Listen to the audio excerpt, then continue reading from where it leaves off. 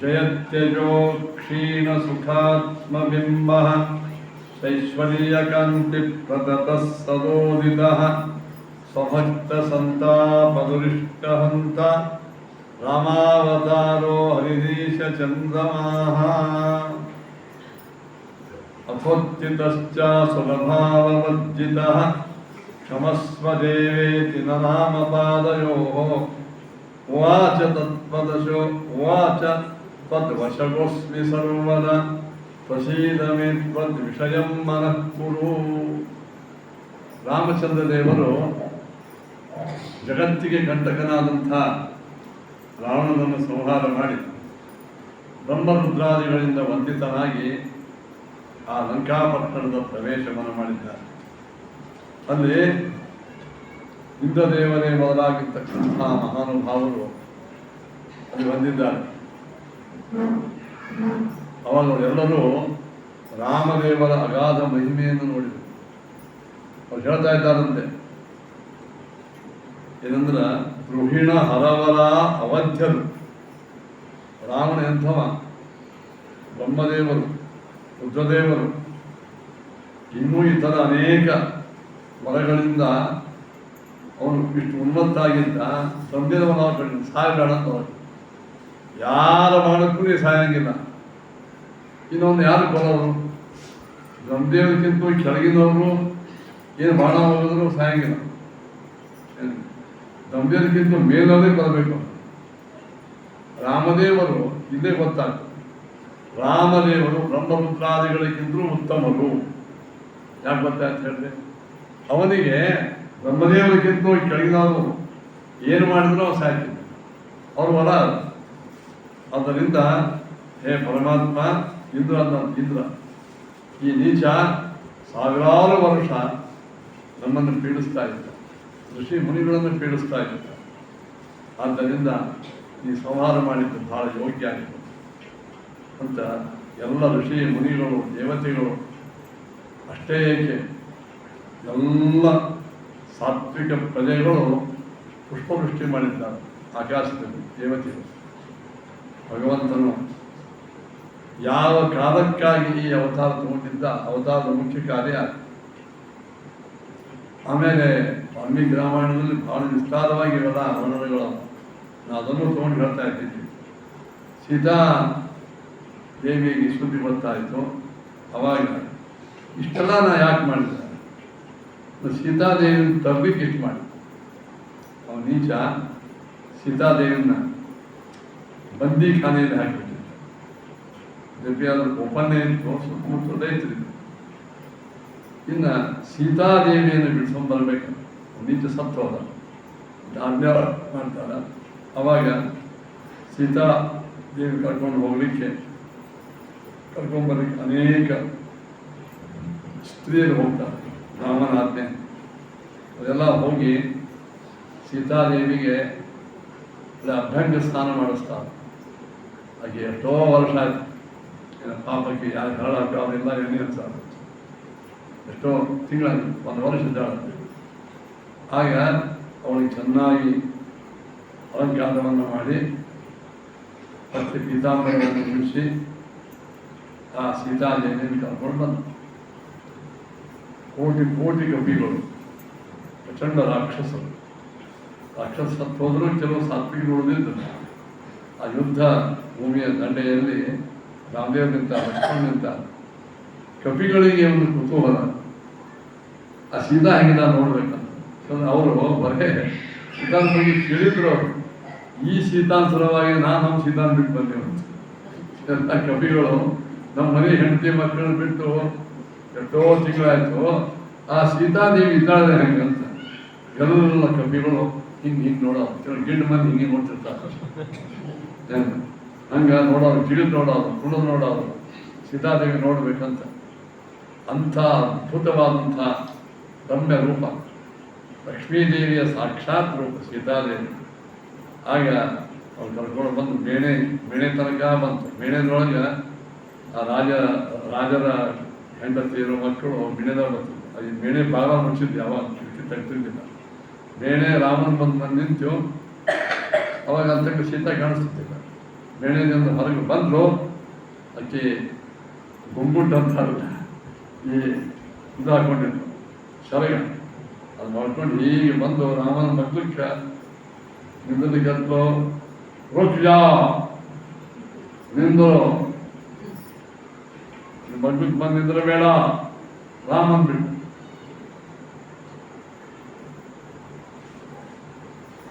ಇದ್ದನ್ನು ನೋಡಿ ರಾವಣಂಚ ಪರಿಭ್ರಷ್ಟ ಇಡೀ ಒಂದು ವರ್ಷದ ತನಕ ರಾವಣನ ಮನೆಯಲ್ಲಿ ಅವನ ಆಶ್ರಯದಲ್ಲಿ ಇದ್ದು ಹಾಗಿದ್ದೀವೇ ಸಮಾಧಾನ ಗೊತ್ತಾ ರಾಮ ನಿನ್ನನ್ನು ಹಾಗೆ ನಾನು ಸ್ವೀಕಾರ ಮಾಡಲಿಕ್ಕೆ ಮತ್ತು ನೀವು ನಾನು ಸ್ವೀಕಾರ ಮಾಡ್ಲಿಕ್ಕೆ ಶಕ್ತಿನ ಅಂದ್ರೆ ಯುದ್ಧನೇ ಯಾಕೆ ಆಡಿದ್ರು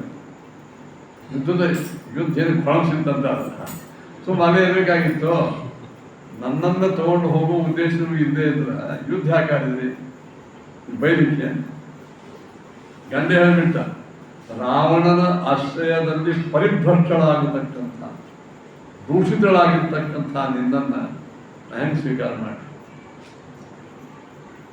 ಅದಕ್ಕೆ ನಿನಗೆ ಎಲ್ಲಿ ಮನಸ್ಸದ ವಿವೇಚನೆ ಕಡೆ ಹೋಗು ಸುಪ್ರೀಂ ಕಡೆ ಹೋಗು ಎಲ್ಲಿ ಹೋಗ್ತೀವಿ ಹೋಗು ಆ ಬೈದ್ಬಿಟ್ಟು ಅವು ನೀವು ಅನ್ಬೋದು ಇಲ್ಲ ಮತ್ತು ನೀವು ನನ್ನನ್ನು ತೊಗೊಂಡು ಹೋಗದೇ ಇದ್ದರೆ ಯುದ್ಧ ಯಾಕೆ ಆಡಿದ್ರಿ ಯುದ್ಧ ಅನ್ನೋ ಉದ್ದೇಶ ಬೇರೆ ಅದು ತನ್ನ ಹೆಂಡತಿಯನ್ನು ಒಬ್ಬ ದುಷ್ಟ ರಾಜ ವೈದ ನೀವು ಹೇಳಿಯ ಎಲ್ಲೇ ಕೂತೀವಿ ರಾಮ ನೀವು ಭಾರಿ ಸೂರ್ಯ ಕುಲದ ರಾಮ ಸೂರ್ಯವಂಶದ ಮಹಾವೀರ ಅಂತ ಹೇಳ್ತಾರೆ ಹೆಂಡತಿಯನ್ನು ಕರ್ಕೊಂಡು ಯಾವ ಅಪಹರಣ ಮಾಡ್ಕೊಂಡ ಆ ನೀಚನಿಗೆ ದಂಡ ಮಾಡಲಾರ್ದೇನೆ ಶಿಕ್ಷೆಯನ್ನು ಕೊಡಲಾರ್ದೇನೆ ನೀವು ಹಾಗೆ ಇದ್ದ ನೋಡಿ ನೀವು ಎಂಥ ರಾಜ ತನ್ನ ಹೆಂಡತಿ ಮೇಲೆ ಅಪರಾಧ ಮಾಡಿದವರನ್ನೇ ದಂಡ ಮಾಡದೇ ಇದ್ದವ ರಾಜ್ಯದೊಳಗೆ ಅನ್ಯಾಯ ಆದ ಇನ್ನೇನು ಇನ್ನೊಂದು ದಂಡ ಮಾಡ್ತಾನೆ ನನಗೆ ಅಪವಾದ ನನ್ನ ಆ ಅಪವಾದವನ್ನು ರಾಜನ ಕೆಲಸ ಏನು ಹೇಳ್ತೀನಿ ಅನ್ಯಾಯ ಮಾಡೋದು ದಂಡ ಮಾಡೋದು ತನ್ನ ಹೆಂಡತಿ ಮೇಲೇ ಯಾವ ಆಕ್ರಮಣ ಮಾಡ್ಯಾನ ಅವಾಗೇನೋ ದಂಡ ಮಾಡಲಾರ್ದೇನೆ ಹೇಳ್ತಂದು ಕೂತಾನಿವ ರಾಜ್ಯನ ಬರೆಯಾಡ್ತಾನೆ ನಾನು ಮಂದಿ ಅನುಭವ ಆ ಅಪವಾದ ಹೋಗುವ ಸಲುವಾಗಿ ನಾನು ಬಂದು ಯುದ್ಧಾಡಿ ದೈತ್ಯನ ಸಂಹಾರ ಮಾಡಿದ ಹೊರತು ನಿಂತು ತಗೊಳ್ಳಿಕ್ಕಲ್ಲ ಎರಡನೇ ಆಘಾತ ಪವಿತ್ರ ಸ್ತ್ರೀಯಳಿಗೆ ಇದಕ್ಕಿಂತ ದೊಡ್ಡ ಆಘಾತ ಏನಂತ ಹೇಳಿ ತಪ್ಪು ಮಾಡಿದಾಗ ಏನು ಬೈದ್ರು ಅಷ್ಟೇ ನಿರ್ಲಜ್ಜಂ ಪರಮಸು ಸೀತಾ ಅಂಥವಳ ಮಹಾಪವಿತ್ರ ಆತ್ಮ ಆ ಕಾಲಕ್ಕೆ ಅದಕ್ಕೆ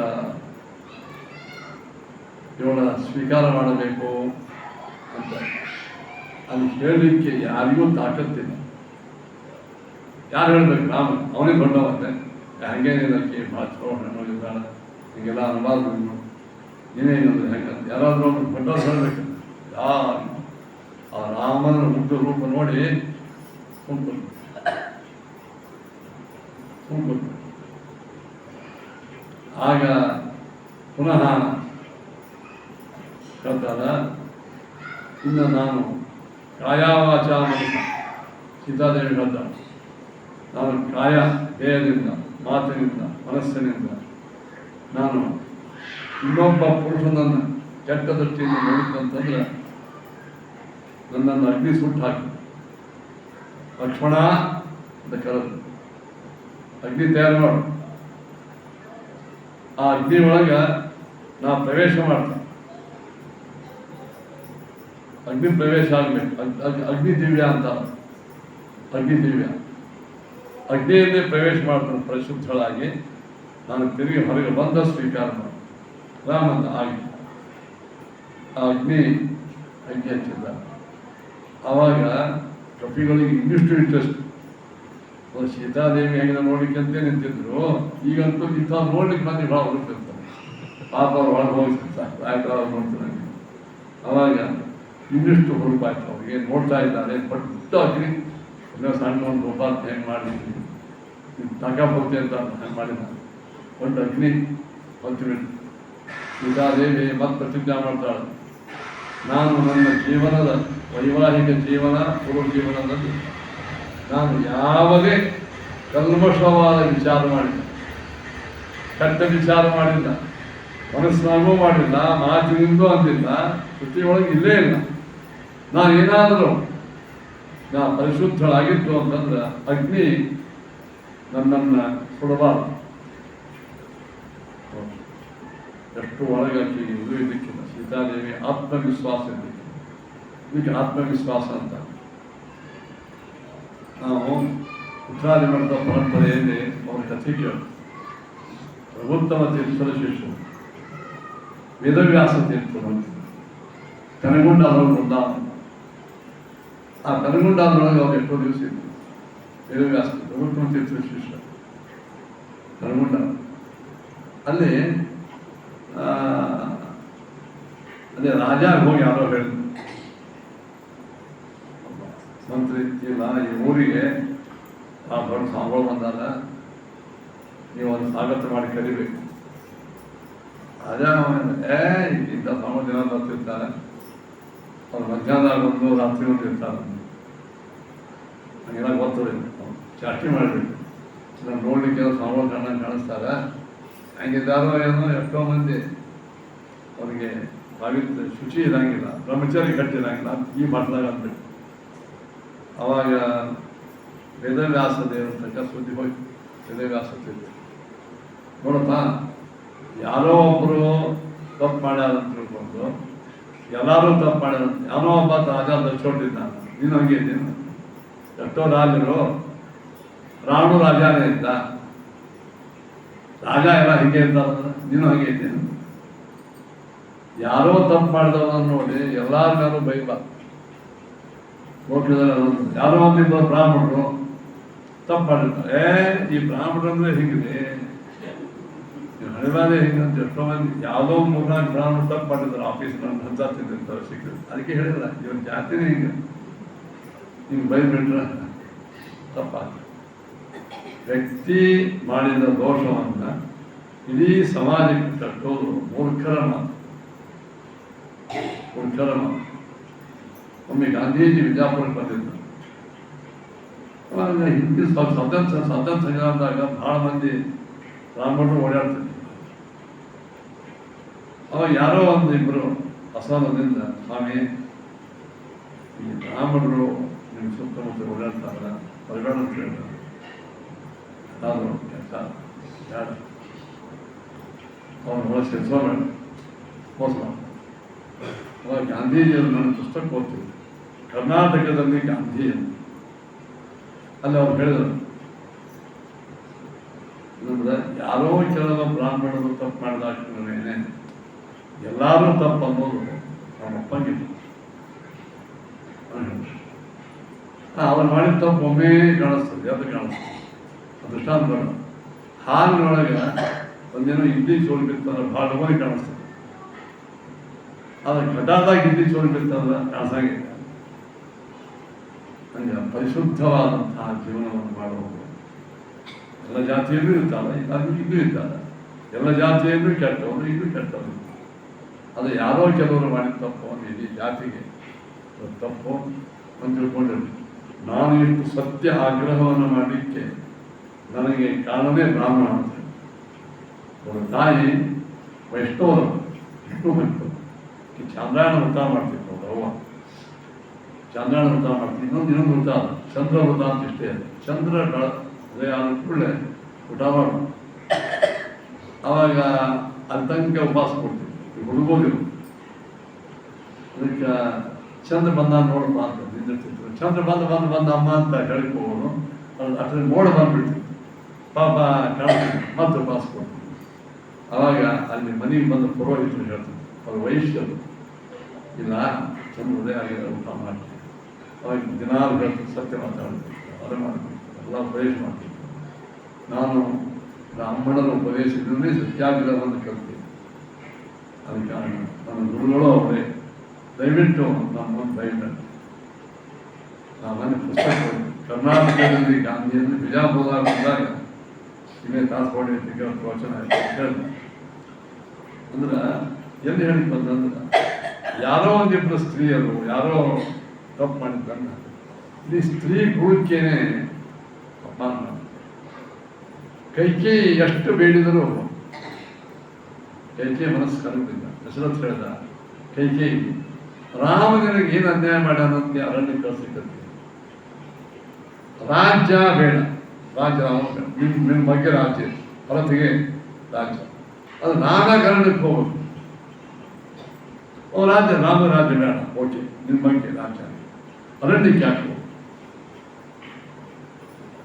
ಹೇಳಬೇಕು, ರಾಮ ಇಲ್ಲಿ ಇದ್ದಾಗ ಭರತ ರಾಜ್ಯ ಆಡಲಿಕ್ಕಂತ ಅಂತ ಮಂದಿ ರಾಮನ ವ್ಯಕ್ತಿತ್ವೇ ಭಾಳ ದೊಡ್ಡದು, ಎಲ್ಲ ಅವಾಗೇ ಕೇಳ್ತಾರೆ.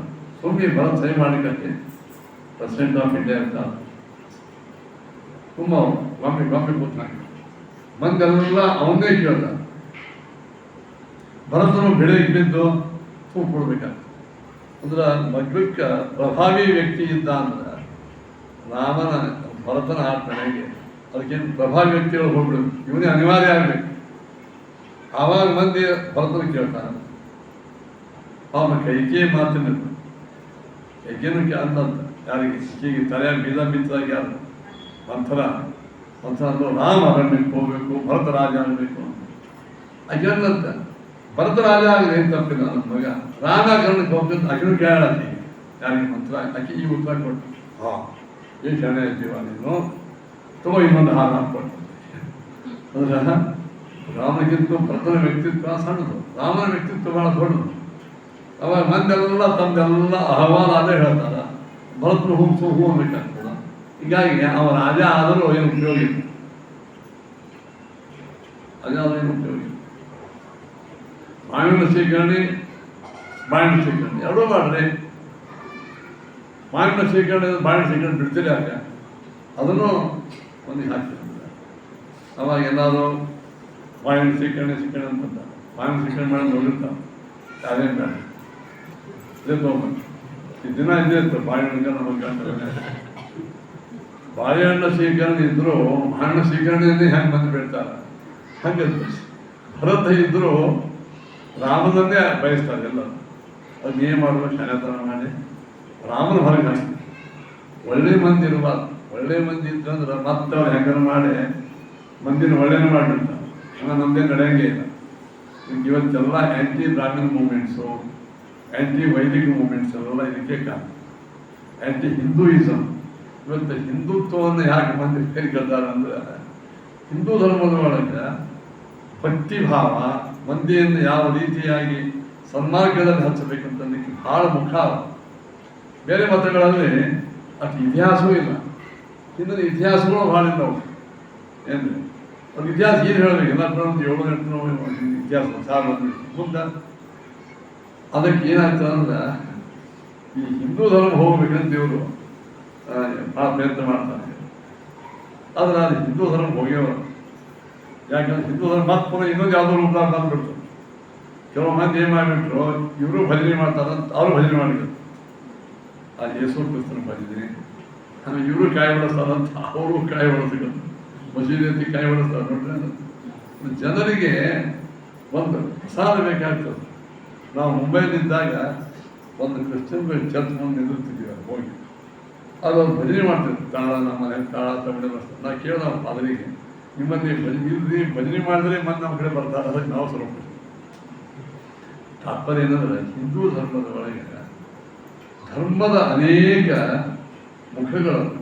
ನೀವು ಭಜನೆ ಮಾಡಿ ಧ್ಯಾನ ಮಾಡಿ ಮಾಡೋದು, ನಾಮಸ್ಮರಣ ಮಾಡಿ ಮಾಡೋದು, ಹಂಗೆ ಮಾಡೋದು, ಗುಡಿಗೆ ಹೋಗಿ ಮಾಡೋದು, ಹಂಗೆ ಮಾಡೋದು. ಈಗ ಅನೇಕ ರೀತಿಗಳವ, ಅನೇಕ ದೇವತಾ ಉಪಾಸನೆಗಳವ. ಶಿವನ ಉಪಾಸನ ಮಾಡೋದು, ದುರ್ಗಾ ಉಪಾಸನ ಮಾಡೋದು, ಹೆಣ್ಣು ದೇವತೆ ಬಂದ ಈ ರಾಮನ ಮಾಡೋದು, ಕೃಷ್ಣ ಮಾಡೋದು, ಅಲ್ಲೆಲ್ಲ ಒಂದೇ ಮಾಡಿ ನೋಡೋ ಬ್ಯಾಸರಿಗೆ ಬಂದುಬಿಟ್ಟು.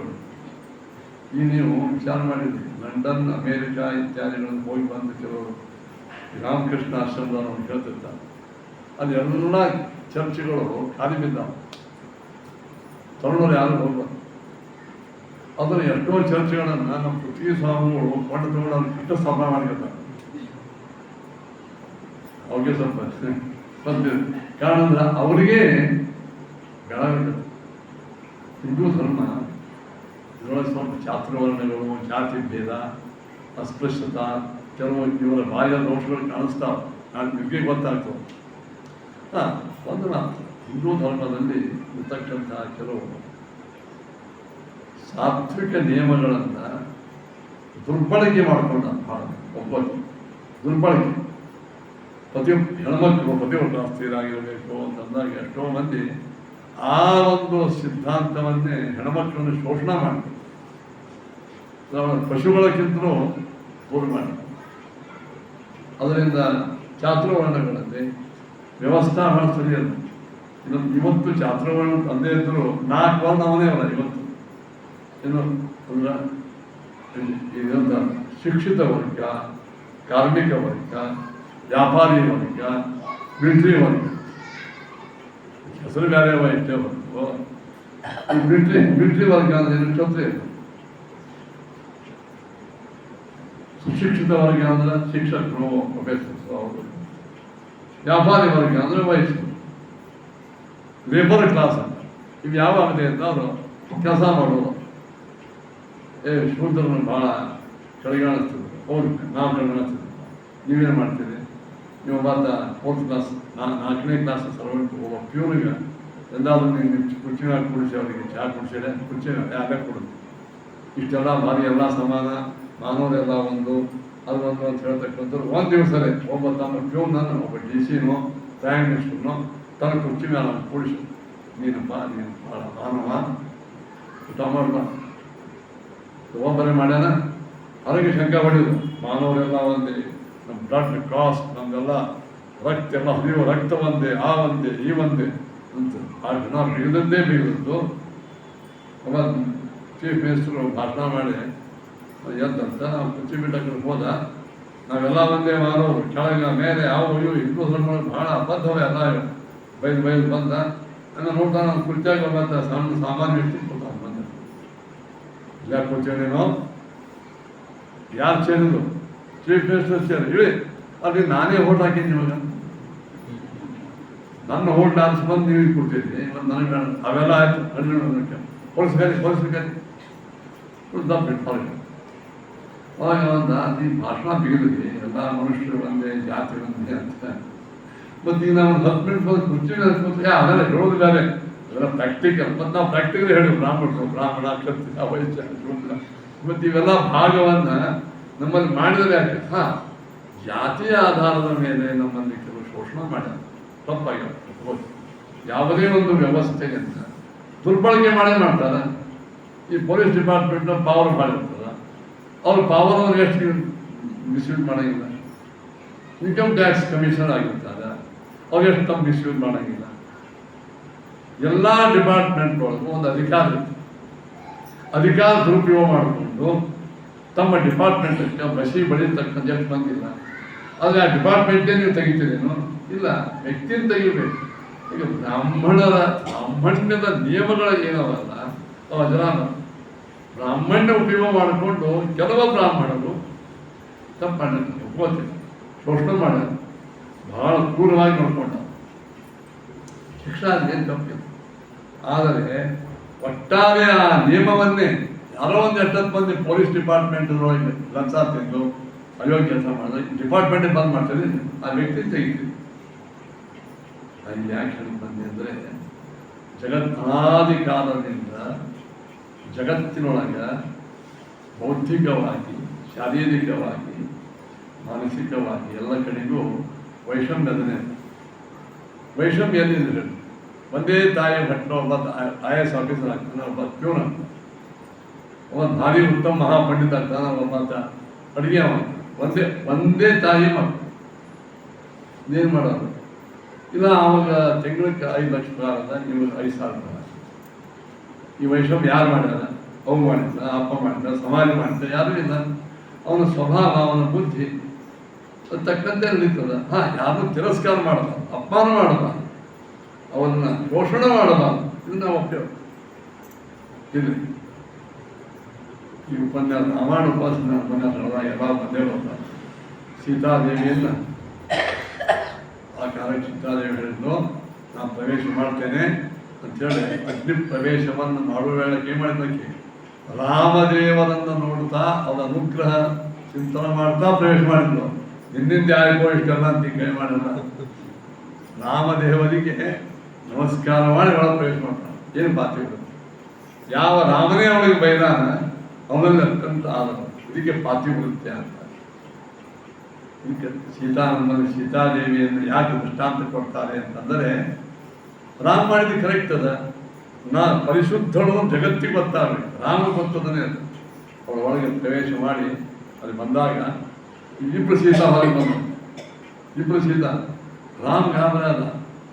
ಇಬ್ಬರು ಸೀತಾದೇವಿ ಬಂದರು, ಯಾರು ಹೋಗಿಲ್ಲ. ಅವಾಗ ಅಗ್ನಿದೇವರು ಹೇಳಿದರು, ಈಕೆ ಒರಿಜಿನಲ್ ಸೀತಾ, ಆಕೆ ಕೈಲಾಸಮಶ್ಚಿತ ಪದ ನ್ಯವತ ಶಿವಾಭ್ಯ. ಮಹಾದೇವರು ಮತ್ತು ಪಾರ್ವತಿ ಲಕ್ಷ್ಮೀದೇವಿ ಬೇಡ್ಕೊಂಡಿದ್ರು, ನೀವು ದಿವಸ ನಮ್ಮ ಮನೆಗೆ ಬರಬೇಕು, ಮೊಮ್ಮಕ್ಕಳು ಕರೀತಾರೆ. ಲಕ್ಷ್ಮೀ ಮಗ ಬ್ರಹ್ಮ, ಬ್ರಹ್ಮನ ಮಗ ಶಿವ. ಶಿವನು ಮತ್ತು ಪಾರ್ವತಿ ಲಕ್ಷ್ಮೀ ಬೇಡ್ಕೊಂಡಿದ್ರು, ನಾ ರಾಮಾಯಣ ಬೇಡಕ್ಕೆ ಬರ್ತೇನೆ ಅಂತ ಹೇಳಿ. ರಾವಣ ಸೀತಾದೇವಿಯನ್ನು ಅಪಹರಣ ಮಾಡ್ಕೊಂಡು ಹೊಂಟಾಗ ಖರೇ ಸೀತಾ ಇಲ್ಲ. ಅವಾಗ ಅಗ್ನಿ ಏನು ಮಾಡಿದ ಅಂತಂದ್ರೆ, ಅಗ್ನಿ ಸೀತಾದೇವಿ ಅಂತ ಒಂದು ರೂಪ ವೇದವತಿ ಅವನ ಮಗಳು, ಇವಳೇ ಸೀತಾ ಅಂತ ಹೇಳಿ ಇವಳು ವೈ ಆ ಸೀತಾ ಹಾಕಿ ತಪ್ಪ ಇದೇ ಸೀತಾ ಅಲ್ಲ. ರಾಮ ಇಟ್ಕೊಂಡಿದ್ದಾನೆ ಅಂತ ಸುಂದರ ಸ್ತ್ರೀಯನ್ನು ಒಬ್ಬಕ್ಕೆ ಬಿಟ್ಟು ಹೋಗ್ತಾನೆ. ಸುಮ್ಮನೆ ಇದನ್ನ ಆಕೃತಿ ಮಾಡ್ಯಾನ, ಅದು ಆಕೃತಿ ಸೀತಾ ನೋಡಿ, ಖರೇ ಸೀತಾ ಆಕೃತಿ ಅಂತ. ಇವಳೊಂದು ಖರೇ ಸೀತಾ ನಮ್ಮ ಕಡೆ ಇಲ್ಲ ನೋಡು. ಅಂತ ವೈದ್ಯ ಸೀತಾ ಆಕೃತಿ ಒಯ್ದಿದ್ದ. ಸೀತಾ ಆಕೃತಿ ಒಯ್ದು ಅಲ್ಲಿ ಲಕ್ಷ್ಮೀ ಆವೇಶ ಇಂದ್ರದೇವರ ಸಂಧಾನ ಇರಲಿ. ಅಂತೂ ರಾವಣ ಒಯ್ದದ್ದು ಖರೇ ಸೀತಾ ಅಲ್ಲ, ಸೀತಾ ಆಕೃತಿ. ಆ ಸೀತಾ ಆಕೃತಿಯನ್ನು ಅಗ್ನಿದೇವರು ಕೆಲಸ ಮುಗಿತು ಅಂತ ಹೇಳಿ ನಿಜವಾದ ಸೀತಾದೇವಿಯನ್ನು ರಾವಣ ಕೊಟ್ಟರು. ಅವು ಎರಡು ನೋಡಿ ಬಂದೇ ಇತ್ತು ನೋಡಿ. ಕೈಲಾಸದಸ್ತಾಂ ಪುನರೇವ ಜಾಗತಾಂ ಸೀತಾಮಗನ್ಮತ್ಸು ಉತಭುಕ್ ಸಮರ್ಪಿತ. ಆಗ ಇದು ಈ ರಹಸ್ಯ ಮಂದಿಗೆ ಗೊತ್ತಿಲ್ಲ. ರಹಸ್ಯ ಅಲ್ಲಿ ಇಬ್ಬರಂತ ಹೊರಗೆ ಬಂದರು, ಇಬ್ಬರು ಕಾಣಿಸ್ಲೇ ಇರೋರು, ರಾಮ ಕಾಣಿಸ್ತೇವೆ. ಆ ನಿಜವಾದ ಸೀತೆಯನ್ನು ರಾಮದೇವರು ತಗೊಂಡಾಗ ರಾಮಾಯಣ ಸೀತಾ ಪೂರ್ವ, ಇದು ಮಧ್ವಾಚಾರ್ಯದಲ್ಲಿ ಪೂರ್ವ ಪುರಾಣ, ಬ್ರಹ್ಮವೈವರ್ತ ಪುರಾಣ, ಅದ್ಭುತ ರಾಮಾಯಣ. ಎಲ್ಲ ರಾಮಾಯಣದೊಳಗೂ ಸೀತಾ ಆಕೃತಿ ಬಗ್ಗೆ ಬರ್ತದೆ. ಜಾನಂ ಗಿರೀಶ ರೇಗಾಂಸ ಸೀತಾಂ ಸಮಗ್ರಹಿ ತಾವಕ ಸಂಪ್ರದತ್ತಾಂ ಮುಮೂಲ ಸಂಪ್ರಜತಾಂ ಸ ರಾಮ ಸಾಚೈವ ದೇವಿ ಭಗವಂತಮಾಪ್ಯ. ಅಂತೂ ಸೀತಾದೇವಿ ಒಂದು ವರ್ಷ ರಾಮನ ಬಿಟ್ಟು ಹೋಗಿದ್ದಿದ್ದು ಮಂದಿ ದೃಷ್ಟಿಯಿಂದ. ಅನ್ನೋ ನಿತ್ಯ ಅಭಿಯೋಗಿನೇ ಲಕ್ಷ್ಮೀ ರೂಪದಿಂದ ಯಾವಾಗಲೂ ಭಗವಂತನ ಜೊತೆಗೇ ಇರೋರು, ಅದು ಯಾವ ಸಂಶಯವೂ ಇಲ್ಲ. ಈ ಲೋಕದೃಷ್ಟಿಯಿಂದ ದೂರ ಇರತಕ್ಕಂಥ ಆ ನಿಜವಾದ ಸೀತೆ ಪರಮಾತ್ಮ ಸ್ವೀಕಾರ ಮಾಡ್ತಾನಂತೆ. ಸ್ವೀಕಾರ ಮಾಡುವ ವೇಳೆ ಆಕಾಶದಲ್ಲಿ ವಾಲ್ಮೀಕಿ ರಾಮಾಯಣದ ಬಂದರು.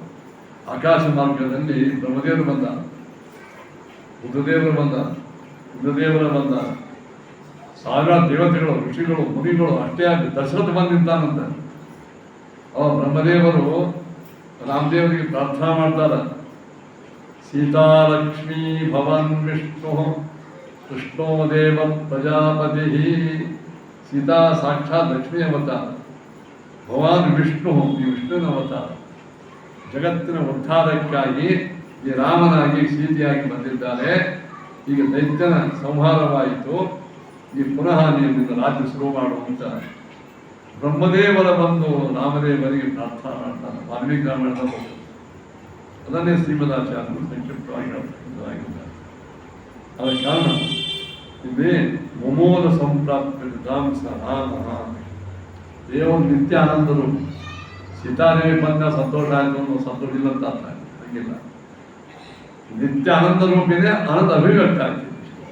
ಇಂತಹ ರಾಮದೇವರು ಅಥೋ ಗಿರೇ ರಾಮನ ಪುರಸ್ಕಾರ್.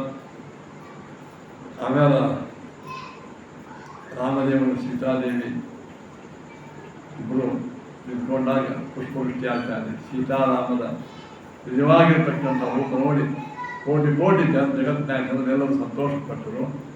ರಾಮದೇವರು ಕೂಡ ಸಂಜೀವಿನಿ ಪರ್ವತ ತಂದ ಮೇಲೆ ಎಷ್ಟೋ ಕವಿಗಳು ಜೀವಂತ ಆಗಿತ್ತು, ಏನು ಸತ್ತು ಹೋಗಿತ್ತು. ರಾಮದೇವರು ತಂದು ಸಂಜೀವಿನಿ ಪರ್ವತವನ್ನು ತಂದು ಎಷ್ಟೋ ಕಪಿಗಳನ್ನು ಜೀವನ ಮಾಡಿದ್ರು. ಮತ್ತೊಂದು ಯುದ್ಧ ಆಗಿತ್ತು. ಎಷ್ಟೋ ತಂದೆ ಕಪಿಗಳು ಸತ್ತಿದ್ರು. ಸಂಜೀವನಿ ಪರ್ವತ ತಂದಾಗ ಎಷ್ಟು ಬದುಕಿದ್ರು. ಆ ವೈದ್ಯ ಇಟ್ಟ ಮೇಲೆ ಮತ್ತೊಂದು ಯುದ್ಧ ಆಯಿತು. ಅದೆಷ್ಟೋ ಕಪಿಗಳು ಹೋಗಿದ್ರು. ರಾಮದೇವರು ಏನು ಮಾಡಿದ್ರು? ಸುಷೇಣ ಅಂತಿದ್ದ ತಾರೆಯ ತಂದೆ, ಅವ ಎಲ್ಲರನ್ನು ಪುನಃ ರೋಗಮುಕ್ತರನ್ನಾಗಿ ಮಾಡಿದ. ತದಾಮೃತಾನ್ ರಾಘವ ಅನಿನಾಯ ಯಮಕ್ಷಯ ದೇವಗಣಾಂಶ ಸರ್ವಶಃ. ನೋಡ್ರಿ, ಎಷ್ಟೋ ಕಪಿಗಳು ರಾಮನ ಯುದ್ಧದಲ್ಲಿ ಮಡದು ಸತ್ತು ಯಮಲೋಕಕ್ಕೆ ಹೋಗಿದ್ರು. ಆ ರಾಮದೇವರು ನನ್ನಗೋಸ್ಕರವಾಗಿ ಸೇವೆಯನ್ನು ಮಾಡಿದವರು ಸತ್ತು ಹೋಗಬಾರ್ದು, ಮನೆಗೆ ಮತ್ತೊಮ್ಮೆ ಹೆಂಡತಿ ಮಕ್ಕಳನ್ನು ನೋಡಬೇಕು ಅವರು ಅಂತ ಕರುಣೆಯಿಂದ ಯಮಲೋಕಕ್ಕೆ ರಾಮದೇವರು ಆಜ್ಞೆ ಮಾಡಿ ಆ ಎಲ್ಲ ಸತ್ತ ಕಪಿಗಳನ್ನು ತರಿಸಿದ್ರು. ದೇಹ ಕೈಲೇ ಆತ್ಮ ತರಿಸಿದ್ರು. ಸಮನ್ವಯ ಜ್ಞಾನ ಪಿತರಂಚ ತತ್ರ ಸಮಾಗತಂ ಗಂತು ಏಷ ಚಾಥ. ಆಕಾಶವಾದ ದಶರಥ ನಿಂತಿದ್ದ. ದಶರಥನ ದಿವ್ಯ ರೂಪ ನೋಡಿ ಅವನ ತಂದೆಗೆ ಆಜ್ಞೆ ಕೇಳಿದಂತೆ, ನಾನು ಅಯೋಧ್ಯೆಗೆ ಹೋಗ್ತೇನೆ. ವಿಭೀಷಣೇನಾರ್ಪಿತಮಾದುರೋಹ. ರಾಮದೇವರು ವಿಭೀಷಣನಿಗೆ ಪಟ್ಟಾಭಿಷೇಕ ಮಾಡಿದರು. ರಾಕ್ಷಸ ರಾಜ್ಯಕ್ಕೆ ಇವನೇ ಅಧಿಪತಿ ಅಂತ ರಾಮದೇವರನ್ನು ಎಲ್ಲ ಲಂಕಾವಾಸಿಗಳು ಸಾತ್ವಿಕರು ನೋಡಿ ಸಂತೋಷಪಟ್ಟು ರಾವಣ ಸಂಹಾರಕ್ಕೆ ಅದ ಮೇಲೆ ಒಂದೆಲ್ಲ ಮುಂದಿನ ಉತ್ತರ ಕ್ರಿಯಾ ಇತ್ಯಾದಿ ಎಲ್ಲ ಮಾಡಲಿಕ್ಕೆ ರಾಮ ವಿಷ್ಣು ಹೇಳ್ದ. ಯಾಕಂದ್ರೆ ಅದು ಯಾರು ಉಳಿದಿದ್ದ ಸತ್ತೋಗಿದೆ ಎಲ್ಲರೂ. ನೋಡ್ರಿ, ರಾಮದೇವರು ಎಷ್ಟು ಆದರ್ಶ ವ್ಯಕ್ತಿ ಎಂದರೆ ಶತ್ರು ಯುದ್ಧ ಭೂಮಿ ಒಳಗೆ ಮುಗೀತು. ಇನ್ನು ಒಂದೆಲ್ಲ ಕಾರ್ಯಗಳು ಆಗಿದೆ ಅಂತ ಹೇಳಿ ಭೀಷ್ಮನಿಗೆ ಆಜ್ಞೆ ಮಾಡಿ ಒಂದು ಪಟ್ಟಾಭಿಷೇಕ ಮಾಡಿ ರಾಜ್ಯದ ವ್ಯವಸ್ಥೆ ಮಾಡಿ ರಾಮ ಅಯೋಧ್ಯೆ ಮಾಡ್ತಾ ಹೇಳಿ. ಇಲ್ಲಿ ಎಷ್ಟು ರಾಮನ ಆದರ್ಶ ಅಂದ್ರೆ ರಾಜ್ಯ ಗೆದ್ದದ್ದ್ಯಾರು? ರಾಮ. ಯುದ್ಧೊಳಗ ಅಲ್ಲಿಂದ ಅಯೋಧ್ಯೆಯಿಂದ ಇಲ್ಲಿ ಬಂದು ಸೇತುವೆ ಕಟ್ಟಿ ಸೈನ್ಯವನ್ನು ಕೂಡಿಸಿ ಕಷ್ಟಪಟ್ಟು ಯುದ್ಧವನ್ನು ಆಡಿದವನು ಯಾರು? ರಾಮ. ವಿಜಯ ಆದ ಮೇಲೆ ಲಂಕಾ ಸಿಕ್ಕಿದ್ದು ಯಾರಿಗೆ? ರಾಮ. ರಾಮೇ ಆಳ್ಬೋದಾಗಿತ್ತು ಲಂಕಾಪಟ್ಟಣ. ತನ್ನ ರಾಜ್ಯವಾಗಿ ಅವನು ತಗೊಂಡು ಯುದ್ಧ ಮಾಡಿ ಬರ್ತಿದ್ದೀರೋ ರಾಜ್ಯ ಮಾಡಿ. ನಾನು ಯುದ್ಧ ಆಡಿದ್ದು ದೈತ್ಯರ ಸಂಹಾರ ಮಾಡಿ ಅನ್ಯಾಯ ಮಾಡಿದ ವ್ಯಕ್ತಿಗೆ ಶಿಕ್ಷಣ ಕೊಡಲಿಕ್ಕೆ. ಶಿಕ್ಷಣ ಕೊಟ್ಟು ಆಯಿತು, ಸೀತಾದೇವಿ ತಗೊಂಡು ಆಯಿತು. ಇನ್ನು ಈ ಅಯೋಧ್ಯೆ ಇರೋ ಲಂಕಾಪಟ್ಟಣ ಮೇಲೆ ನನ್ನ ಆಧಿಪತ್ಯ ಬೇಕು. ವಿಭೀಷಣ ನೀನೇ ರಾಜ. ಇದಕ್ಕಂತಾರೆ ನಿಸ್ವಾರ್ಥ ಮನೋಭಾವ. ಗೆದ್ದಾಕ್ಷಣ ಮೇಲೆ ಎಲ್ಲ ನಂದಾಗಂಗಿಲ್ಲ. ಗೆದ್ದಾಕ್ಷಣ ರಾಮ ಏನು ಮಾಡಿದ? ಅವ ಸಾಮ್ರಾಜ್ಯ ವಿಸ್ತಾರವಾದಿ ಇದ್ದಿದ್ದಿಲ್ಲ. ಅವನು ಅನ್ಯಾಯವನ್ನು ಸರಿಪಡಿಸ್ತಕ್ಕಂಥ ಕಿಷ್ಕಿಂದ ಬಂದ. ಅಲ್ಲಿ ವಾಲಿಯ ರಾಜ್ಯ ಇತ್ತು. ವಾಲಿಯ ಅನ್ಯಾಯ ಹಾಳಾಗಿತ್ತು. ಅವನು ಸಂಹಾರ ಮಾಡಿ ಆ ರಾಜ್ಯ ತಗೊಳಿದರು ಸುಗ್ರೀವ. ರಾಮದೇವರು ಅಷ್ಟೇ, ಅವರು ಕೇವಲ ಅನ್ಯಾಯವನ್ನು ಸರಿಪಡಿಸಲಿಕ್ಕೆ ಬಂದವರೇ ಹೊರತು ತಾವೇ ಅದನ್ನು ರಾಜ್ಯ ಭೋಗ ಮಾಡಲಿಕ್ಕೆ. ಡಾಕ್ಟರು ರೋಗಿಯನ್ನು ಪಡಿಸ್ಲಿಕ್ಕೆ ಮಾಡ್ತಾರೆ ಹೊರತು ಇನ್ನ ಸರಿ ಮಾಡಿದಪ್ಪ ಇಂದಿನ ಸೇವಾ ಮಾಡು, ಚಾಕರಿ ಮಾಡಂತಾರೆ ನನ್ನ ಡಾಕ್ಟರು. ಅವ್ರ ಕೆಲಸ ಏನು? ಅನ್ಯಾಯ ಸರಿಪಡಿಸು. ರಾಮ ಅದನ್ನು ಮಾಡಿ ಮರ್ತ್ಯಾವತಾರ ಮರ್ತ್ಯ ಶಿಕ್ಷಣ. ಮನುಷ್ಯರಿಗೆ ಶಿಕ್ಷಣ ಏನು? ನಾವು ಎಂದೆಂದಿಗೂ ಸಮಾಜ ಆಗಲಿ, ಕುಟುಂಬವಾಗಲಿ, ರಾಷ್ಟ್ರವಾಗಲಿ ಅದರ ಸೇವೆಯನ್ನು ಮಾಡಬೇಕೇ ಹೊರತು ಅಧಿಕಾರಕ್ಕಾಗಿ ಅಪಾಪ. ಅಧಿಕಾರಕ್ಕಾಗಿ, ಯಾವುದೋ ಒಂದು ಪೋಸ್ಟಕ್ಕಾಗಿ, ಯಾವುದೋ ಒಂದು ಹಣಕ್ಕಾಗಿ ನಾವು ಎಂದೆಂದು ದೇಶ ಸೇವಾ ಮಾಡೋಣ. ದೇಶದ ಮೇಲೆ ಬಂದಿರತಕ್ಕಂಥ ಕೆಟ್ಟ ಶಕ್ತಿಯನ್ನು ನಿರ್ನಾಮ ಮಾಡೋದು, ಶಾಂತಿ ಸ್ಥಾಪನ ಮಾಡೋದು ನಮ್ಗೆ ಅಂದರೆ ಮಾತ್ರ ಮನುಷ್ಯತ್ವ ಬೆಳೀತದೆ ಹೊರತು ಅಧಿಕಾರಕ್ಕಾಗಿ, ಆಸೆಗಾಗಿ ಅವ್ರು ಮಾಡಬಾರ್ದು ಅಂತ ತೋರಿಸೋ ಸಲುವಾಗಿ ರಾಮ ಏನು ಮಾಡಿದ? ವಿಭೀಷಣನಿಗೆ ಕೊಟ್ಟ. ವಿಭೀಷಣ ಪರಮಾತ್ಮ ಪುಷ್ಪಕ ವಿಮಾನ ನಿಂತಿದ್ದು ನಿನ್ನ ಅನುಗ್ರಹದಿಂದ ನಮ್ಮ ಅಣ್ಣಗೆ ಬಂದಿತ್ತು ನಿಮಗೆ ಕುಬೇರನಿಗೆ. ಈಗ ನೀನು ಅಯೋಧ್ಯಕ್ಕೆ ಹಂಗೆ ಹೋಗ್ಬಾರ್ದು. ವಿಮಾನ ಕೂತು ರಾಮದೇವರು ಸೀತಾದೇವಿಯನ್ನು ಎಲ್ಲ ದೇವತೆಗಳು, ಋಷಿಗಳು, ಜ್ಞಾನಿಗಳು ಯುದ್ಧ ಆದ ಮೇಲೆ ಎಲ್ಲ ಶಾಂತಿ ಸ್ಥಾಪನ ಮಾಡಿ ರಾಜ್ಯವನ್ನು ಮೆಟ್ಟಿಗೆ ಕೂಡಿಸಿ ಪ್ರಜೆಗಳಿಗೆ ಎಲ್ಲರಿಗೂ ಸುಶಿಕ್ಷಿತವಾಗಿದ್ದಕ್ಕೆ ಹೇಳಿ ಅನಂತ ರಾಮದೇವರು ಸೀತಾದೇವಿ ಒಟ್ಟಿಗೆ ಪುಷ್ಪ ವಿಮಾನ ಕೊಟ್ಟರು. ಪುಷ್ಪಕಂ ತೈತಸ್ಸವಾದರ ಪುಷ್ಪಕ ವಿಮಾನದೊಳಗೆ ಸೀತಾ ಮತ್ತು ಇಬ್ಬರೇ ಕೂಡಲಿಲ್ಲ. ಯಾರ್ಯಾರು ಕೂಡ್ತಿರು ಕೂಡ ಅನೇಕ ಎಲ್ಲಾರು ಕವಿಗಳು ಕೂದ್ರು. ಫಸ್ಟ್ ಟೈಮ್ ವಿಮಾನದಾಗ ಕೂತಿದ್ದಂತ ಅವರು ಕೂಡಿದಂತ. ಆದ್ರೆ ದೇವರ ಪುಷ್ಪಕ ವಿಮಾನ ಎಷ್ಟು ಸಣ್ಣದಿತ್ತು, ದೊಡ್ಡ ಹಾಕೋತ ಹೋಯ್ತು. ಏನ್ರಿ ಎಲ್ಲರೂ ರಾಮನ ಮಟ್ಟಿಗೆ ಮೊದಲಿಂದ ರಾಮನ ಮಟ್ಟಿಗೆ ಇರೋದು ಪುಷ್ಪಕ ವಿಮಾನದಾಗ ಕೂಡುದು. ಪುರೀಂ ಜಗಾಮಾಶು ನಿಜಾಮಯೋಧ್ಯಂ ಪುರೋ ಹನುಮಂತ ಮಥೋನ್ಯಯೋಜಯತ. ಲಂಕಾದ ವಿಮಾನ ಹೊಂಟು ಹಾದಿ ಒಳಗೆ ಈಗ ದಾಟಿದ ಕೂಡಲೇ ಸೀತೆ ರಾಮ ಸೀತಾದೇವಿ ತೋರಿಸ್ತಾನ. ಲಗ್ನ ಆದ್ಮೇಲೆ ಕರ್ಕೊಂಡು ಹೋಗಿದ್ವಿ ಅಂತ ತೋರಿಸ್ಲಿಕ್ಕೆ. ಇದು ನೋಡಿದ್ರು, ಇದು ಸೇತು ಕಟ್ಟಾರ. ಏನಿಲ್ಲ ನಿನ್ನ ಸಲುವಾಗಿ ಸೇತು ಕಟ್ಟಿದ್ರು, ನಿನ್ನನ್ನು ತೊಗೊಂಬರೋ ಸಲುವಾಗಿ ಕಪಿಗಳು ಯುದ್ಧ ಆಡಿದರು. ಇಲ್ಲೇ ಹನುಮಂತ ದೇವರು ಏನು ಪರ್ವತ, ಮಹೇಂದ್ರ ಪರ್ವತ, ಇಲ್ಲೇ ಅವರು ಜಿಗರು ಮೊದಲನೇ ಸಲ ಬಂದದ್ದು. ರಾಮ ಏನ್ ಮಾಡ್ತಿದ್ದಾನ, ಈ ಗೈಡ್ಸ್ ಇರ್ತಾರ ವಿಜಾಪುರ ತೋರ್ಸೋ ಗೈಡ್ಸ್ ಹಂಗೆ ಎಲ್ಲ ಸೀತಾದೇವಿ ತೋರಿಸ್ಕೊತಾನೆ. ಬಂತು ನೋಡಿ, ಕಿಷ್ಕಿಂದ ಬಂತು. ಇಲ್ಲೇ ನೀನು ನಿನ್ನ ಆಭರಣವನ್ನು ಒಗೆದಿದ್ದಿ, ಆ ಆಭರಣವನ್ನು ನಮಗೆಲ್ಲ ತೋರಿಸಿದ್ರು.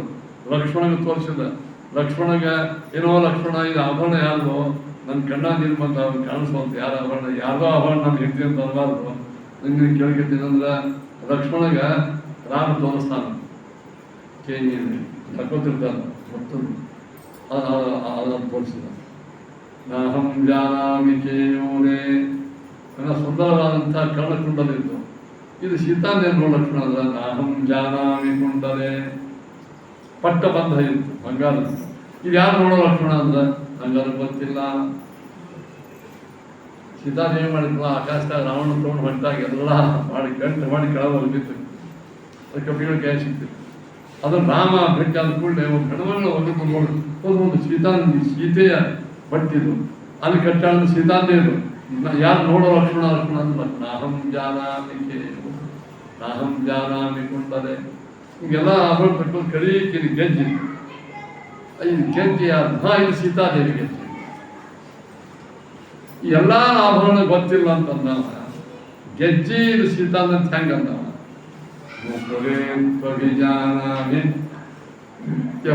ಪಾದಾಧಿ ಪಾದೇಶ.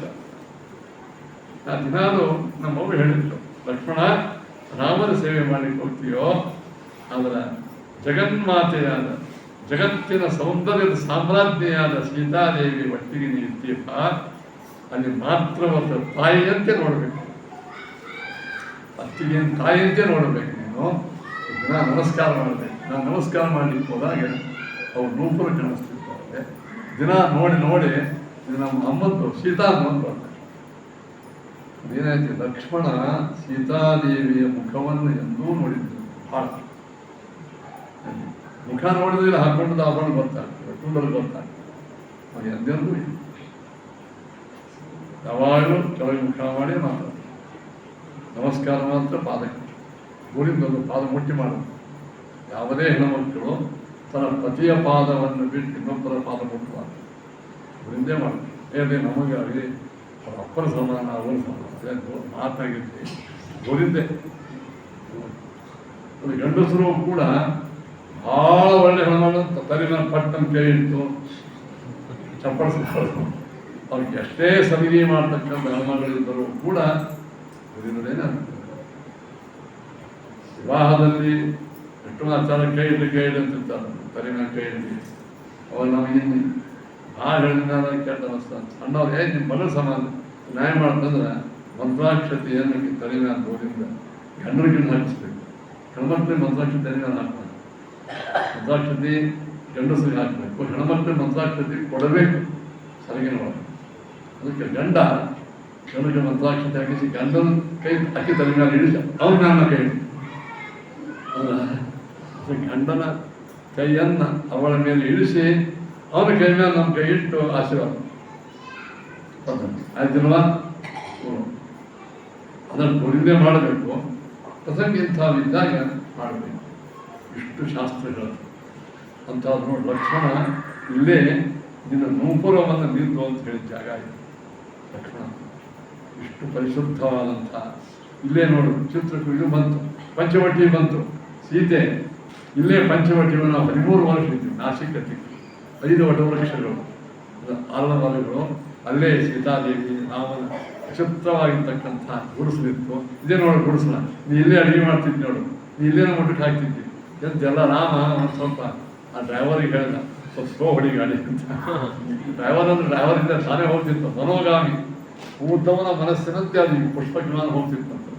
ಅಲ್ಲಿ ಎಲ್ಲ ತೋರಿಸಿ ಇಲ್ಲೇ 13 ವರ್ಷ ಋಷಿ ಕುಮಾರರು, ಋಷಿಯರು, ಋಷಿ ಪತ್ನಿಯರು ಬಂದು ದಿನ ಭೇಟಿಯಾಗ್ತಿದ್ರು. ಋಷಿ ಹೆಂಡತಿ ಒಟ್ಟಿಗೆ ನೀ ಇಲ್ಲೇ ಕೂರ್ತಿದ್ವಿ, ನಾವು ಇಲ್ಲೇ ಲಕ್ಷ್ಮಣನ ತಿರುಗಾಡ್ತಿದ್ದೆವು. ಸುರ್ಪಳಕ ಇಲ್ಲೇ ಬಂದಿದ್ರು. ಅವ್ರು ಇಲ್ಲೇ ನೋಡು ಮುಂದೆ ಖರ ಮತ್ತು ದೋಷನ ಸಂಹಾರವಾಯಿತು.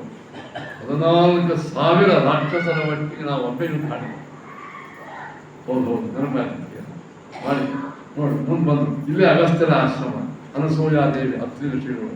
ಅನಸೂಯಾದೇವಿ ಒಳಗೆ ಕರೆದು ನಿನಗೆಲ್ಲ ಬಂಗಾರ ಆಭರಣ ಕೊಟ್ಟು ಗೊತ್ತದೆ ಹೌದು. ಅನಸೂಯಾದೇವಿ ಸೀತಾದೇವಿ ಒಳಗೆ ಕರೆದು ಈ ಪಾಪ ಅಷ್ಟ ಗುಂಪು ಮಾಡಿಸ್ಕೊಡ್ತಾರ, ಭಾಳ ಅದನ್ನು ಒಂದಿನ ಮಾಡಿ 4 ಕಂಬರಿಗೆ ಕೊಟ್ಟು ಕಳಿಸ್ತಾರೆ. ಹಾಗೇನು ಮಾಡಿದ್ರು, ಅವಳು ದಿವ್ಯ ಆಭರಣ ಕೊಟ್ಬಿಟ್ರಂತ ಸೀತಾದೇವಿ. ಹಾಗೇನಂತ ಲಕ್ಷ್ಮೀದೇವಿಗೆ ಆಭರಣ, ಲಕ್ಷ್ಮೀದೇವಿ ಕೊಟ್ಟರೆ ಸಂತೋಷ ಅಂತ ಹೇಳಿ ಅತ್ರಿ ಋಷಿಗಳ ಹೆಂಡತಿ ಅನಸೂಯಾದೇವಿ ಸೀತಾದೇವಿ ಆಭರಣ ಹಾಕೊಳ್ಳೋದು ನೋಡಿ ಆನಂದ. ಇವತ್ತು ಸಾರ್ಥಕವಾಯಿತು ನನ್ನ ಮನೆಗೆ ಮಹಾಲಕ್ಷ್ಮಿ ಬಂದದ್ದು, ಇಲ್ಲೇ ಆಗಿತ್ತು. ಈಗ ಬಂದು ಅನುಭವವಾಗಿ ಹನುಮಂತ ಎಲ್ಲ ಮಾಡು, ನೀನು ನಾವು ಒಮ್ಮೆ 50 ಯಾಕೆ ಹತ್ತಂತ ಬೇಡ, ನೀನು ಮುಂದೆ ಹೋಗಿ ಸುದ್ದಿ ಹೇಳು. ಅವತ್ತು ಲಾಸ್ಟ್ ಡೇ ಭರತ್ ಹೇಳಿದ್ದಾನೆ, 14ನೇ ವರ್ಷದ ಕೊನೆಯ ದಿವಸ ತನಕ ಹಾದಿ ನೋಡ್ತು.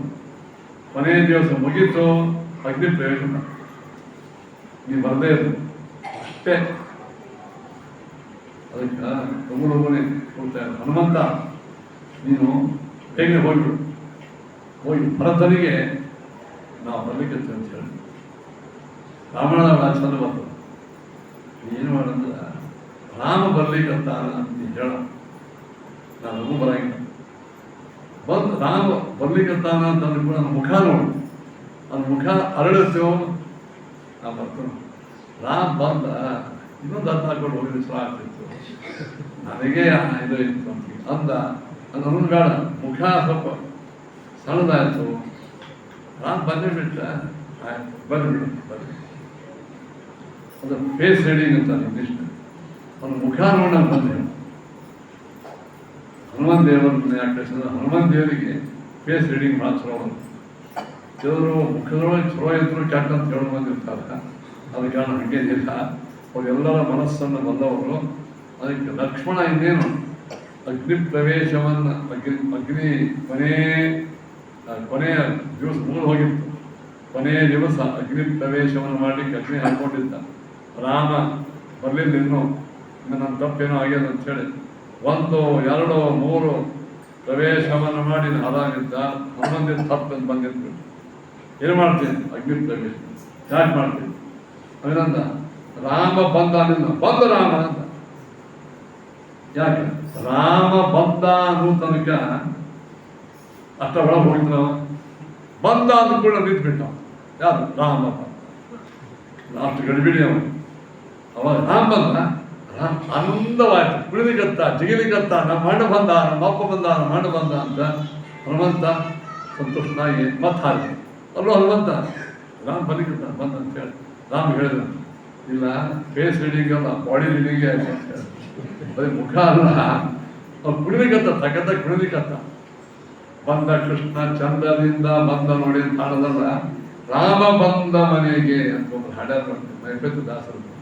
ಜನ ನೀವು ಚಲೋ ಹಾಡ್ಕೊತೀನಿ ಅಡ್ಡಿ ಇಲ್ಲ.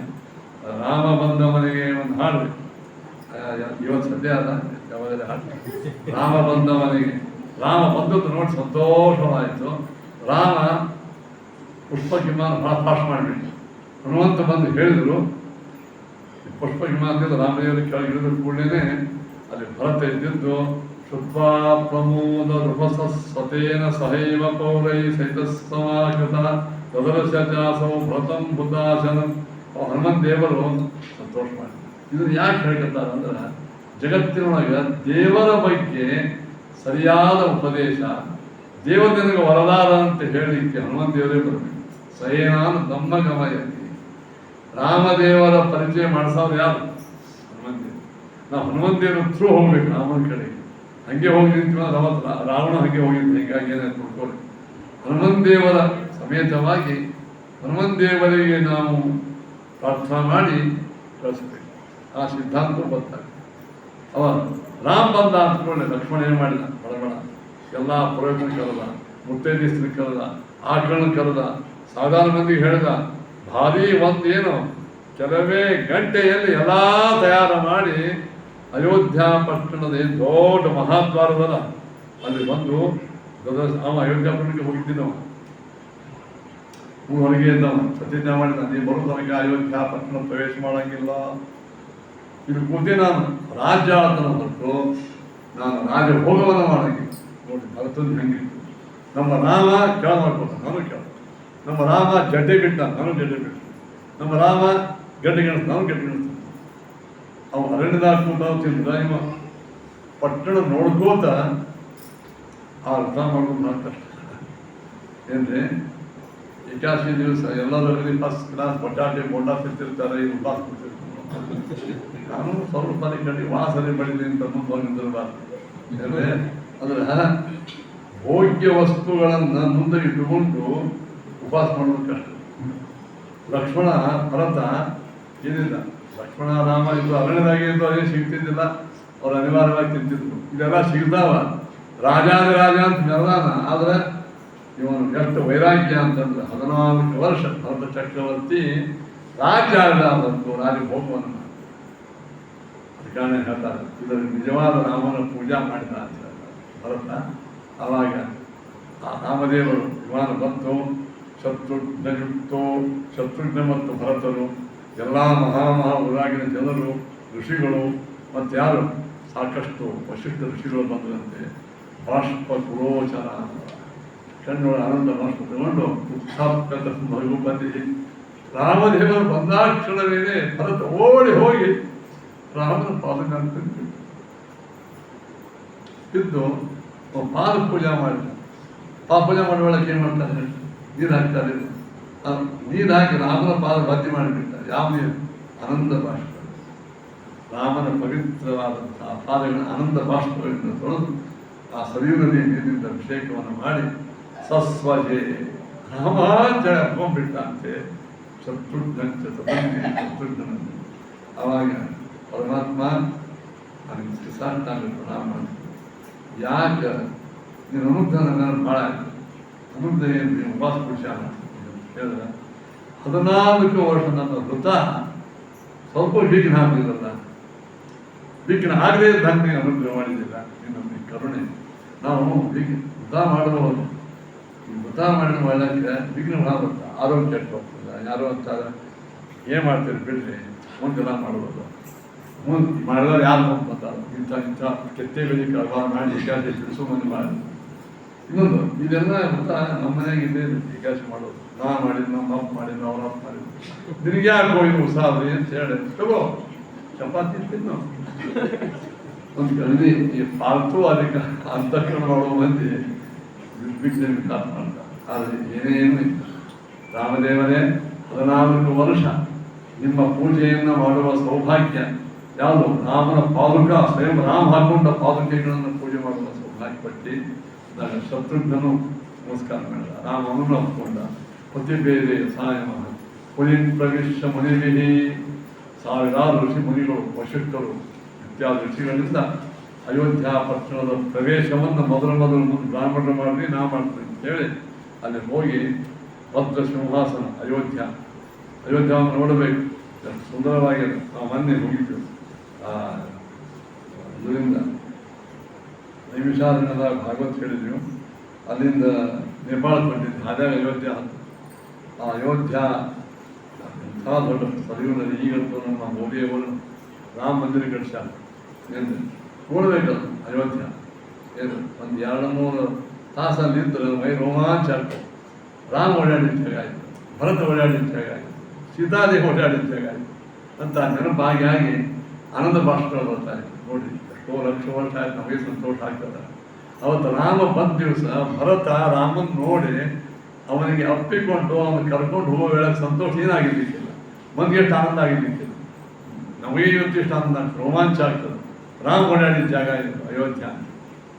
ಆಗ ನಾವು ಯಾರು ಆಚಾರ್ಯ ಇಲ್ಲೇ ಹುಟ್ಟ್ಯಾನ ಅಂತ ಏನು ಆಧಾರ ಇಂಥವು ಸರಿ ಮಾಡಿ ಬಂದು ನೋಡ್ಬಾ ಜನ್ಮಭೂಮಿ ಅಂತ ಹೇಳ್ಕೊತ ಬಂದಾಗ ದೊಡ್ಡವರೇ ಹೇಳ್ಯಾರ ಆಧಾರ ಅಂತ ಅದಂತ ಯಾಕೆ ಇದೇ ಅಂತ ಯಾಕೆ ಹೇಳ್ಯಾರ ದೊಡ್ಡವ್ರು ಹೇಳ್ಕೊತ ಬಂದಾರ ಇದೇ ಹೋಗಿನ ಪ್ರಕಾರ ಏನಿದೆ ನೀನು ಅದೇ ಬರ್ತದೆ ಹಂಗಲ್ಲ ದಾಖಲೆ ಪ್ರತಿಯೊಂದು ದಾಖಲೆ ಇರ್ತಾರೆ ಈ ಎಷ್ಟೋ ಮಂದಿ ಹಳಿ ಕಾಲಕ್ಕೆ ಎಷ್ಟೋ ಮಂದಿ ಎಂದು ಹುಟ್ಟಲ್ಲಿ ದಾಖಲೆ ಇರಂಗಿಲ್ಲ ಈಗ ಸ್ವಲ್ಪ ದಾಖಲೆ ಶುರುವಾಗಿ ಮುನ್ಸಿಪಾಲ್ಟಿ ಬಂದ ಇಲ್ಲಿ ದಾಖಲೆ ಎಲ್ಲ ಯಾವಿಲ್ಲ ಇಲ್ಲ ಒಂದು ಮಾತ್ರ ಹೇಳ್ಬೋದು ರಾಮ ಓಡಾಡಿದ ಜಾಗ ಮಾತ್ರ ಇಷ್ಟ ರಾಮನ ಓಡಾಡಿದ್ದು ರಾಮನ ಇದ್ದದ್ದು ರಾಮನ ಭಕ್ತರು ಓಡಾಡಿದ್ದು ಋಷಿಗಳ ಓಡಾಡಿದ್ದು ಈ ಜಾಗ ಮಾತ್ರ ಜಾಸ್ತಿ ಎಲ್ಲವೂ ಇಡೀ ಅಯೋಧ್ಯ ತುಂಬೆ ಹೇಳ್ಬೋದು ಅವಾಗ ಯಥೋಚಿತಂ ಸಂಮಾನ್ಯ ಸರ್ವಾನಾಹೇನ ಈಶ್ವರ ಅವಾಗ ಪರಮಾತ್ಮ ಗೌರ ಶ್ರೀವಾಸನ ಕೂತು ಪಟ್ಟಾಭಿಷೇಕ ಮಾಡಿದರೆ ಎಲ್ಲ ಋಷಿಗಳು ಮುನಿಗಳು ಜ್ಞಾನಿಗಳು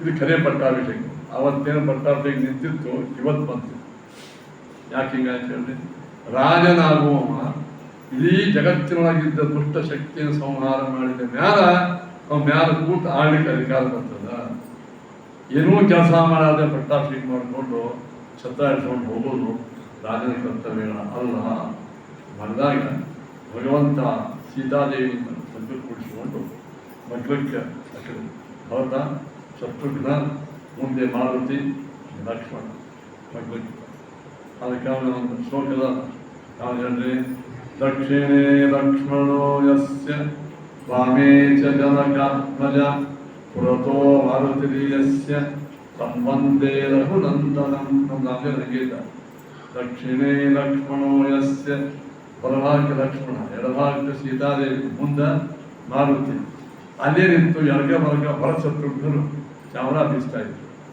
ಇಂಥ ಪರಮಾತ್ಮನ ಭವ್ಯ ದಿವ್ಯ ರೂಪ ಮೇಲೆ ಅತ್ಯುತ್ತಮ ಛತ್ರ ಶ್ವೇತಛತ್ರ ಪರಮಾತ್ಮನಿಗೆ ಅದೆಲ್ಲ ಅಭಿಷೇಕ ಮಾಡಿದ ನಂತರ ಭಗವಂತ ಅಲ್ಲಿ ಭಾಷಣ ಮಾಡಿದ್ದಾನೆ ಪಟ್ಟಾಭಿಷೇಕ ಅದಕ್ಕೂ ಆ ಭಾಷಣ ಭಾಳ ಚಂದ ಶ್ರೀಮದಾಚಾರ ಭಾಳ ಚೆಂದಾಗಿ ಅಡಿಯೋ ಹಿಡಿಯೋ ಎರಡು ಮಾಡ್ಯಾರ ಯಾಕಂದ್ರೆ ನಾವು ಹೇಳಬೇಕು ಒಳ್ಳೆ ಆಗಿದೆ ನಾಳೆ ದಿವಸ ಯಾರಿಗೂ ತೋರಿಸ್ತೀವಿ ಶ್ರೀಕೃಷ್ಣಾರ್ಪಣ ಮಸ್ತು ಸತ್ಯ ಧ್ಯಾನ